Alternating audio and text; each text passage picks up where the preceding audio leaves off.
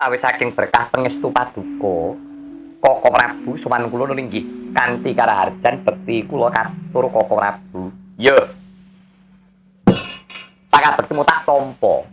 Andadekake suka legawan tiasing sun. Kadingare suaramu kok jero men. Kok beda kelawan padatan. Inggih. Nyuwun pangapunten radi kesengkan lampah kula. Ngono sengguni. Nggih. Koko Prabu. Ya, kono-kono kepenakno lungguhmu sengguni.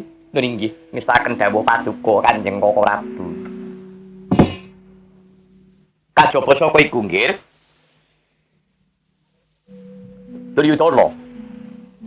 Kadengaren.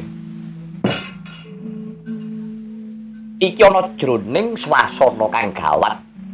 Bebayani. Perang gedhe. Parata Yudha Jaya Pinangun wis tumapak. Nadyan pun bapa ora bisa nyipati gedhering paragan. Nanging awis saka ature si Sanjaya, nadyan Sanjaya dina iki uga lunga tanpa pamit. Kok jeneng sira kula ngadhep ana ngasaning pun bapa sajak ana wigati Duryudana, mrenggal matur nggih. Apa kang dadi wigatine? Langlenging driya mangun kung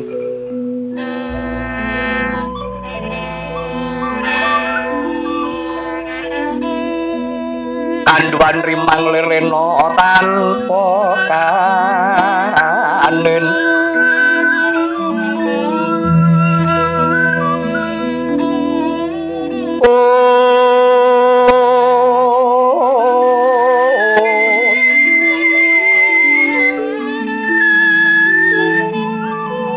yen tanpa